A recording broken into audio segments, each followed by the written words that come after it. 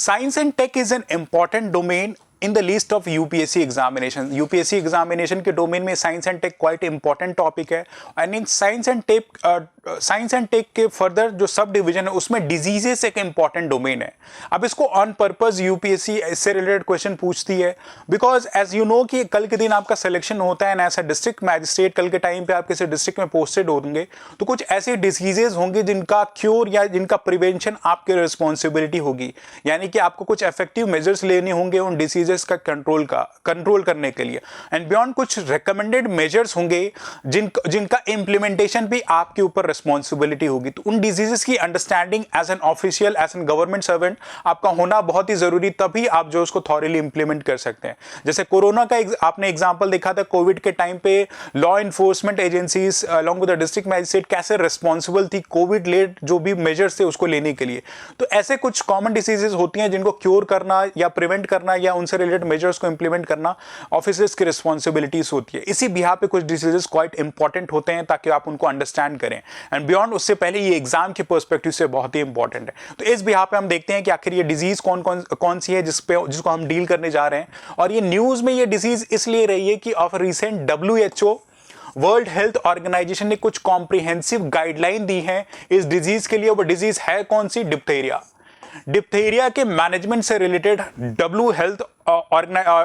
World health organization ने recommendation दी है, comprehensive guideline दी है.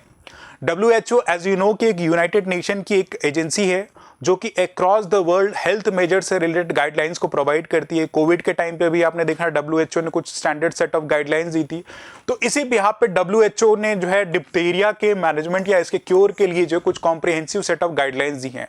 और इसके पीछे रीजन इसलिए रहा है कि ऑफ रीसेंट जो है इन द ईयर 2023 इस डिप्थीरिया केस का जो है डिप्थीरिया से रिलेटेड कुछ केसेस का नंबर जो है इंक्रीज हुआ है.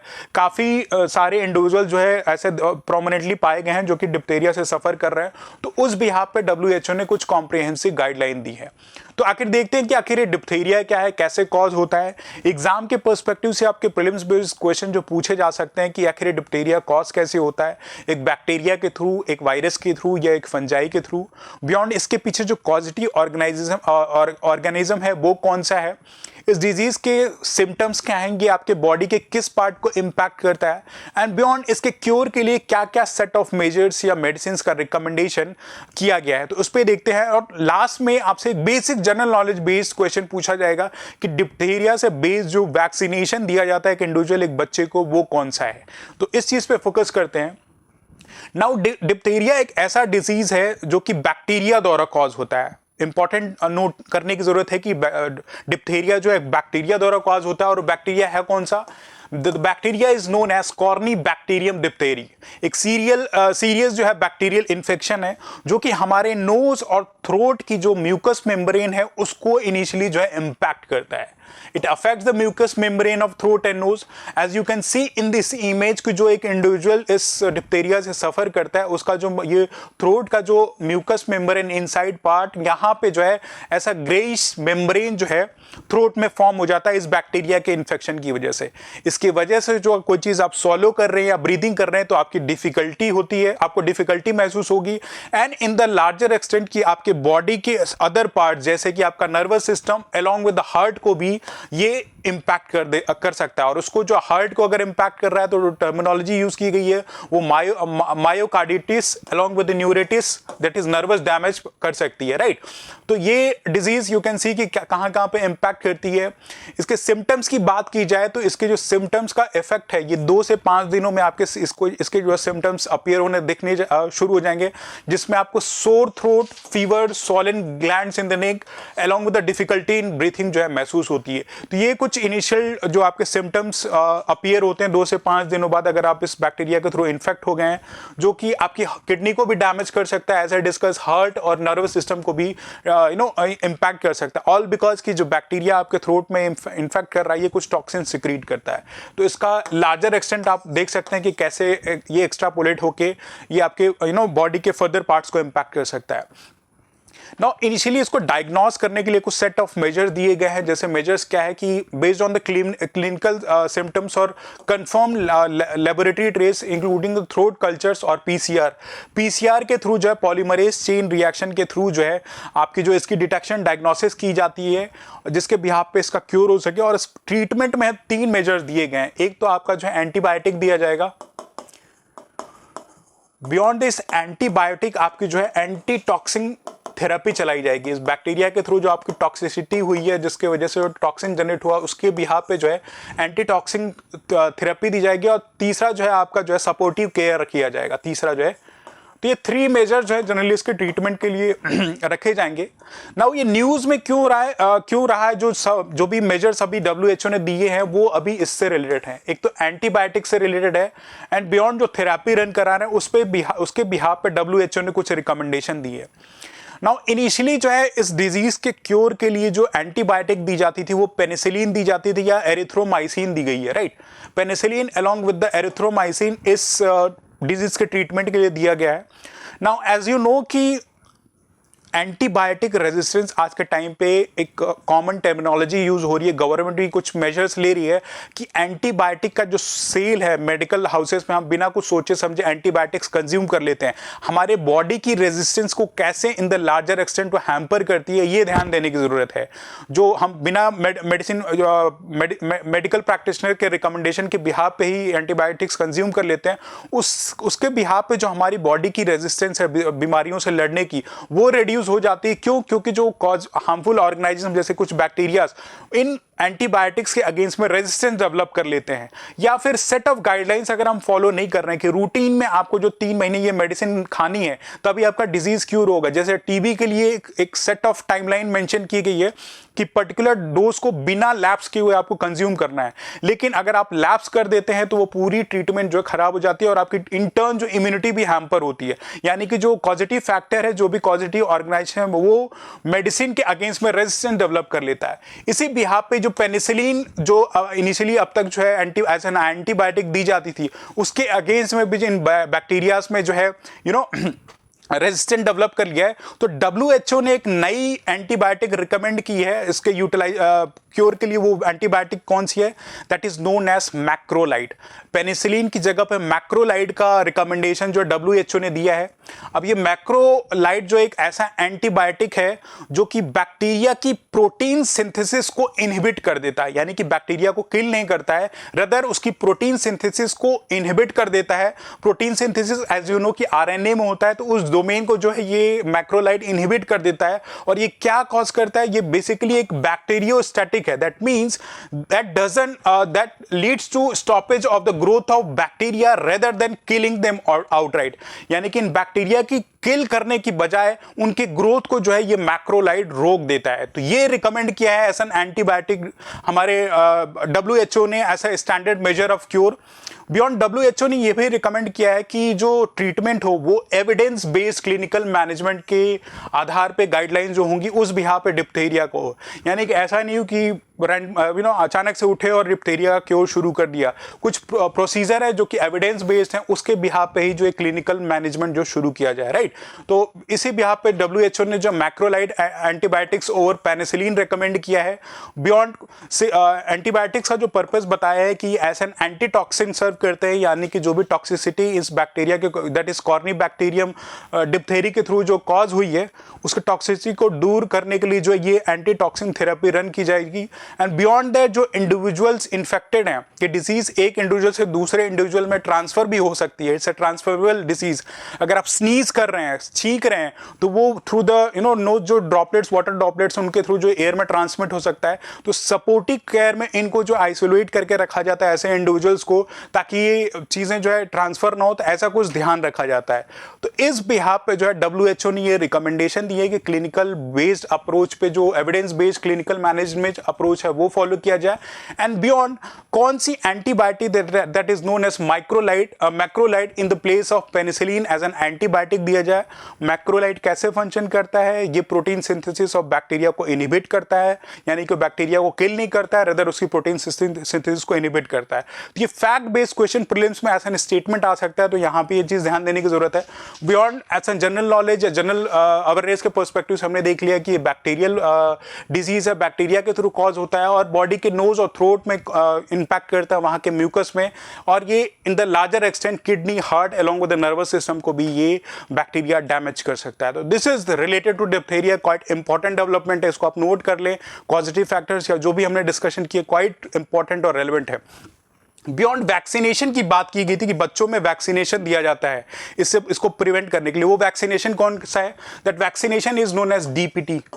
डीपीटी का वैक्सीनेशन दिया जाता है where D stands for diphtheria, P for pertussis और उसको वूफिंग कफ भी बोलते हैं, यानी कि काली खांसी जो बच्चों में आप देखते हैं जनरली काली खांसी हो जाती है उसको पर्ट्यूएसिस बोलते हैं। And T stands for tetanus. तो ये 3 डिजीजेस के लिए कॉमन सेट ऑफ वैक्सीनेशन बच्चों में दिया जाता है कि इम्यूनिटी डेवलप हो, ताकि diphtheria, pertussis that is whooping cough and tetanus से जो है इम्यूनिटी डेवलप की जाए। तो these are the set of information that is related to diphtheria. तो कल के दिन अगर आप पोस्टेड हैं किसी डिस्ट्रिक्ट में और ऐसी कुछ बीमारी प्रेवलेंट है तो यू शुड नो कि ये सारे मेजर्स जो है आपको वहां अप्लाई करने हैं। कौन सी आपकी जो ड्रग लाइन दी गई है, जो एंटीबायोटिक दिया गया है, क्या क्या सपोर्टिव केयर आपको देखने की जरूरत है, कैसे इस डिजीज का आपके सिटी में आप कंट्रोल कर सकते हैं, ये सारी चीजें आपको आना जरूरी है। तो this is all related to diphtheria. तो the next article that we are going to deal is related to plans and policies. ये मोर स्पेसिफिक हमारे सोशल इश्यूज से रिलेटेड है। एक नया इशू हमारे सोसाइटी में ऑफ रिसेंट जो इमर्ज हो रहा है, उसके क्योर या उसके प्रिवेंशन के लिए प्लान एंड पॉलिसी हमारी लॉ कमीशन ने रिकमेंड किया है। तो ये क्वाइट इंपॉर्टेंट डेवलपमेंट हो जाती है कि सोशल इशू से हम देखते हैं कि क्या एक इमर्जिंग इशू है। बियॉन्ड पॉलिटी का भी एक पर्सपेक्टिव से डील करेंगे, जिसमें हम देखेंगे कि ये NRIs and overseas citizens of India क्या है। अब ये न्यूज में इसलिए रहा है कि ऑफ रिसेंट एक लॉ कमीशन स्टैब्लिश किया गया है, that is 22nd law commission. Law commission as you know कि इसका कोर पर्पस होता है रिफॉर्मेटिव मेजर्स लाना, लॉ जो भी ऑलरेडी इंप्लीमेंट किए जा सकते हैं उनकी एफिकेसी को और कैसे बढ़ाया जाए। बियॉन्ड दैट कुछ और अगर रैम्पेंट इमरजेंट इश्यूज, कुछ और सोसाइटी के मॉडर्न डे प्रॉब्लम्स हैं, तो उनके क्योर के लिए क्या क्या मेजर्स लिए जाने चाहिए, उसके बिहाफ पे ये लॉ कमीशन स्टैब्लिश किया गया है। तो ये जो 22nd लॉ कमीशन ने जो है एक रिकमेंडेशन दिया ऑफर रिसेंट, और वो रिकमेंडेशन किससे रिलेटेड है? This recommendation is related to NRI marriages. NRI individuals के शादी से रिलेटेड ये इश्यूज है, NRI along with the overseas citizens of India. अब आज के मॉडर्न डे टाइम में एक बहुत ही प्रेवलेंट इशू है कि all because of brighter future के बिहाफ पे जो हमारी इंडिविजुअल्स या जो भी लेडीज इंडिया में लोकेटेड है, उनकी शादी जो है एनआरआईज या ओवरसीज सिटीजन्स ऑफ इंडिया से की जाती है। रीजन बीइंग कि ब्राइटर फ्यूचर इन बच्चियों का होगा, हो सकता है एनआरआईज रिच होंगे, ऐसा हमारा कंसेप्शन होता है। लेकिन इन द बैकड्रॉप इस जो भी एक यूफोरिया के थ्रू ये देखा जाता है, इसका मिसयूज होता है कि उसमें देखा गया है कि एनआरआई जनरली आके वुमेन से शादी करते हैं, उनको बाहर ले जाते हैं, लेकिन ये लेडीज जो है या जो लड़कियां हैं इनको जो डोमेस्टिक वायलेंस का शिकार होती हैं। बियॉन्ड दैट जो एनआरआईज या ऐसे जो इंडिविजुअल्स हैं इनकी सेक्सुअल चॉइसेस डिफर करती हैं, and out of peer pressure ये आके यहाँ पे शादी करते हैं और वहाँ पे चीज़ें कुछ और होती हैं। इन इंडिविजुअल्स या इन लड़कियों को जो प्रोस्टिट्यूशन में फोर्स किया जाता है, तो कुछ सेट ऑफ लीगल नॉर्म्स या प्रोविजंस नहीं है इस चीज से प्रोटेक्शन के लिए। तो इसी बिहाफ पे लॉ कमीशन ने कुछ रिकमेंडेशन दिए हैं कि जो एनआरआईज मैरिजेस हैं ये कैसे रेगुलेट हों। ये सेट ऑफ नॉर्म्स जो है लॉ कमीशन कुछ सेट ऑफ क्राइटेरिया जो है मेंशन किया है इस लॉ कमीशन ने। नाउ कुछ दिन पहले मैंने लॉ कमीशन का एक और रिकमेंडेशन बताया था कि लॉ कमीशन ने पब्लिक प्रॉपर्टी की सेफ्टी के लिए भी कुछ रिकमेंडेशन दिए थे कि जो ऑलरेडी स्टैब्लिश्ड लॉ हैं पब्लिक प्रॉपर्टी के डैमेजेस को प्रिवेंट करने के लिए उसको स्ट्रेंथन करने की जरूरत है। एज यू नो कि जो गवर्नमेंट की बसेज या बिल्डिंग्स अभी कुछ पब्लिक ऐसा स्ट्राइक्स होती है उसमें जला दिया जाता है, आग लगा दिया जाता है। तो ऐसी चीजों को रोकने के लिए जो आज के मॉडर्न डे में राइजिंग इशू है उसके लिए भी इनिशियली लॉ कमीशन ने रिकमेंडेशन दी थी। एक ये दूसरा इशू जो एनआरआई के मैरिजेस है उससे रिलेटेड भी हमारे लॉ कमीशन ने रिकमेंडेशन दी है कि एनआरआई मैरिजेस को जो है रेगुलेट किया जाए। जो overseas citizen of India along with NRIs हैं जो आके इंडिया में शादी करते हैं, उन मैरिजेस को उन मैरिजेस को रेगुलेट किया जाए और ये जो वुमेन जिससे जो भी एसोसिएट है उनके राइट्स को प्रोटेक्ट और प्रिजर्व किया जाए। तो ऑलरेडी पार्लियामेंट में सिंस 2019 ये registration of marriage of non resident Indians का जो बिल जो है पेंडिंग है, तो उस बिल में कुछ चेंजेस लाने के लिए लॉ कमीशन ने सजेस्ट किया है कि एनआरआईज के अलावा इस बिल में ओवरसीज सिटीजन्स ऑफ इंडिया को भी इंक्लूड किया जाए। एंड बियॉन्ड दैट इस बिल में पनिशमेंट का भी प्रोविजन रखा जाए अगर इस बिल के प्रोविजंस को ये एनआरआईज या ओवरसीज ऑफ सिटीजन्स नहीं फॉलो करते हैं, इन मैरिजेस का मिसयूज करते हैं, तो कुछ ऐसा लीगल इन्फोर्समेंट मेजर बनाया जाए जिसके थ्रू इन इंडिविजुअल्स को जो है पनिश किया जा सके। तो इस बिहाफ पे लॉ कमीशन ने कुछ रिकमेंडेशन दी हैं। बियॉन्ड एक और ऐसा मेजर इन्होंने दिया है कि जो ऐसी मैरिजेस अगर हो रही हैं, एनआरआई मैरिजेस हो रही हैं, तो जो डिस्ट्रिक्ट मैरिज ऑफिसर है वहां पे जाके इनकी शादी को रजिस्टर कराना मैंडेटरी किया जाए, जिसके थ्रू जो एक ट्रांसपेरेंसी और अवेयरनेस और लीगल एनफोर्समेंट बने। तो डिस्ट्रिक्ट मैरिज ऑफिसर के पास जो एनआरआईज अगर शादी कर रहे हैं तो उनके लिए मैंडेटरी बनाया जाए कि अपने मैरिजेस को रजिस्टर करें। बियॉन्ड इस बिल को भी स्ट्रेंथन करने के लिए ओवरसीज ऑफ सिटीजन्स को लेके आया जाए। और फाइनेंशियल एक्सप्लॉयटेशन जैसे डावरी का भी एक इशू है। देखते हैं कि एनआरआईज अगर शादी कर रहे हैं तो बहुत सारी डावरीज डिमांड करते हैं, तो ऐसे मेजर से भी प्रोटेक्ट करने के लिए भी ऐसा प्रोविजन रखा जाए कि फाइनेंशियल एक्सप्लॉयटेशन ना हो, बियॉन्ड अबैंडन ना हो कि शादी करके वहां ले गए लड़की को और फिर अबैंडन कर दिया, तो इस चीज़ों से भी प्रोटेक्ट किया जाए। तो ऐसे सारे मेजर जो है आने वाले टाइम में इस बिल में ले आना जाना चाहिए। एंड बियॉन्ड जो पासपोर्ट एक्ट 1967 है उसमें भी कुछ अमेंडमेंट की जरूरत है ताकि ऐसे due measures related to spouse जो है इस चीजों में क्लैरिटी आए, ताकि एक लीगल एनफोर्समेंट का जो है मेजर बेटर हो सके। बियॉन्ड कुछ और मेजर्स दिए हैं कि जैसे मिनिस्ट्री ऑफ होम अफेयर्स या मिनिस्ट्री ऑफ एक्सटर्नल अफेयर्स में इस पर्टिकुलर इशू से रिलेटेड एक सेपरेट ब्रांच, एक सेपरेट बॉडी बनाई जाए जिसके थ्रू जो है इसकी हैंडलिंग की जा सके। तो यू कैन सी कि एक रैम्पेंट मॉडर्न सोशल इशूज है, तो एग्जाम में इसके आने की प्रोबेबिलिटी हो जाती है। मेंस में that's an analysis based questions, ऐसे एग्जाम इनपुट आप दे सकते हैं। बियॉन्ड एज यू नो कि हमारी पॉपुलेशन अपराइज हो रही है, तो हमारे डायस्पोरा भी rest part of the world में लोकेटेड है, तो उनको कुछ बेनिफिट्स तो हम प्रोवाइड कर ही रहे हैं। बहुत सारे ऐसे benefits in the form of NRIs और ओवरसीज सिटीजन्स को जो कंसेशन दिए, वो आगे हम देखेंगे क्या है। ऐसी सारी चीजें दी गई, लेकिन हमारे इंडिविजुअल, हमारे सिटीजन्स के इंटरेस्ट को प्रोटेक्ट करने की भी रिस्पॉन्सिबिलिटी हमारे गवर्नमेंट की होती है कि अक्रॉस द वर्ल्ड अगर ऐसे कुछ इशूज या सिचुएशंस हो रही हैं तो उनसे रिलेटेड कुछ लीगल एनफोर्समेंट मेजर लेना जरूरी है। तो उस बिहाफ पे ये लॉ कमीशन ने रिकमेंडेशन दी है। नाउ पॉलिटी के पर्सपेक्टिव से एनआरआई और ओवरसीज सिटीजन्स ऑफ इंडिया को हम देखते हैं। एनआरआई एज यू नो कि एक नॉन रेजिडेंस इंडियन है, being an Indian citizenship by Indian है, लेकिन अगर 182 डेज के अराउंड अगर इंडिया से बाहर रहते हैं किसी फॉरेन कंट्री में, either for education, either for job और आइदर फॉर बिजनेसेस, ये इंडिविजुअल्स इंडियन सिटीजन्स अगर बाहर रहते हैं तो उनको जो हम नॉन रेजिडेंस इंडियन की कैटेगरी में देते हैं। और डे क्राइटेरिया क्या है? Around 182 days. Beyond overseas citizens of India की बात करते हैं कि ओवरसीज सिटीजन्स ऑफ इंडिया क्या है। नाउ ये ओवरसीज इंडियन कमिटीज जो अक्रॉस द वर्ल्ड हमारा जो इंडियन डायस्पोरा है हमारे कंट्री की इकोनॉमी अलोंग विद द हमारे डिप्लोमेटिक पावर के लिए क्वाइट इंपॉर्टेंट और रेलेवेंट है। एज यू नो कि इंडिया एक ऐसी कंट्री है जो कि टॉप करती है in the least of remittances, यानी कि जो रेमिटेंसेस हमारे डायस्पोरा इंडिया में प्रोवाइड करते हैं वो मोर देन 100 बिलियन डॉलर्स है, यानी कि टॉप करता है ये लिस्ट पे। तो हमारे लिए जो Indian communities, B it NRIs, non resident Indians along with overseas citizens of India, quite important और रेलिवेंट हो जाते हैं।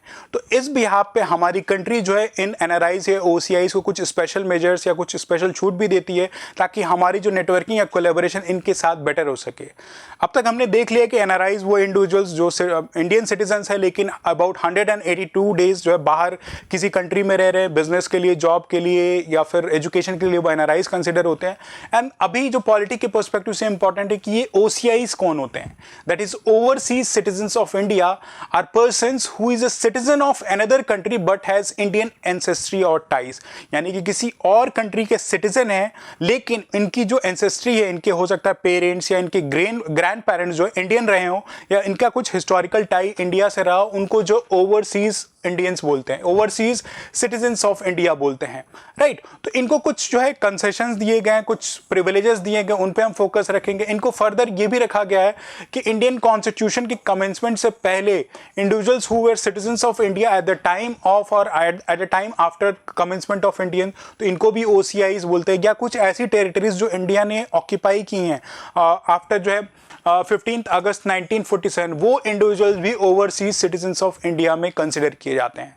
नाउ इनको कुछ प्रोविजंस दिए गए, ऑल्दो ये दूसरे कंट्री के सिटीजन्स हैं, लेकिन अगर हमारे कंट्री में आते हैं तो इनको जो है लाइफ टाइम वीज़ा दिया जाता है for multiple entry as well as multiple purpose. As you know कि एक कंट्री से दूसरे कंट्री में जाने के लिए वीज़ा की ज़रूरत होती है, एक फिक्स टाइम ड्यूरेशन के लिए आपको ये वीज़ा मिलता है, और सब्सिक्वेंटली आपको जो है अगर आप इस कंट्री में अगर बाहर से कोई इंडिया में आ रहा है तो जिस भी रीजन में आ रहा है वहाँ की लोकल अथॉरिटी के पास भी उनको प्रेजेंट होना एट अ टाइम पीरियड पे ज़रूरी होता है। लेकिन इन सारे रेस्ट्रिक्शन से जो है इन ओवरसीज सिटीजन्स ऑफ इंडिया को एग्जम्प्ट किया गया है। इनको multi entry along with the multipurpose life long visa दिया गया है। लोकल अथॉरिटी के पास इनको एग्जाम्प्ट किया गया, रजिस्ट्रेशन के लिए कोई ज़रूरत नहीं है। एंड बियॉन्ड दैट इनको जो है NRIs के साथ पैरिटी भी प्रोवाइड की गई है। किस फील्ड में? फाइनेंस के, इकोनॉमी के, एजुकेशन के मैटर पे। बियॉन्ड कुछ एक्सेप्शंस रखे गए हैं कि ये यहाँ पे बिजनेस कर सकते हैं, प्रॉपर्टी खरीद सकते हैं, लेकिन कुछ प्रोविजंस ऐसे हैं जैसे कि एग्रीकल्चरल लैंड जो खेती के लिए जो ज़मीन होती है वो ये ओवरसीज सिटीजन्स ऑफ इंडिया जो नहीं रख सकते हैं। बियॉन्ड ये ओवरसीज सिटीजन्स ऑफ इंडिया जो है यहाँ पे इंडिया में आके वोट नहीं कर सकते हैं।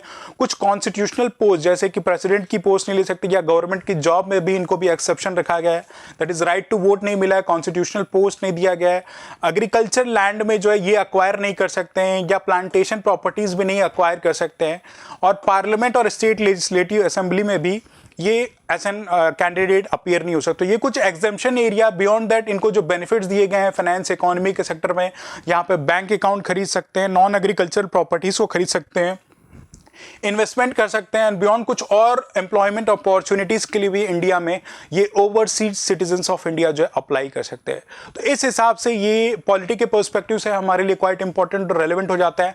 एंड बियॉन्ड अगर सोशल इशूज़ की बात की जाए तो कि इमरजेंट सोशल इशूज़ जो NRI मैरिजेस से रिलेटेड है उसके इशूज़ एंड कंसर्न्स क्या है वो हमने डिस्कस कर लिया। और इस चीज़ को प्रिवेंट करने के लिए जो लीगल एनफोर्समेंट मेजर है उस पर लॉ कमीशन ने क्या क्या रिकमेंडेशन दिए हैं उसको हमने देख लिया है कि कैसे डिस्ट्रिक्ट मैरिजेस ऑफिसर के पास जो है मैरिजेस का रजिस्ट्रेशन होना चाहिए। जो नया बिल लाया गया है इसको और स्ट्रेंथन करने के लिए ओवरसीज सिटीजन्स ऑफ इंडिया को भी लिया जाए, और ऐसे फ्रॉडलेंट मैरिजेस को प्रिवेंट करने के लिए क्या क्या मेजर्स हों ये लॉ कमीशन ने रिकमेंडेशन किया है। This is all for today.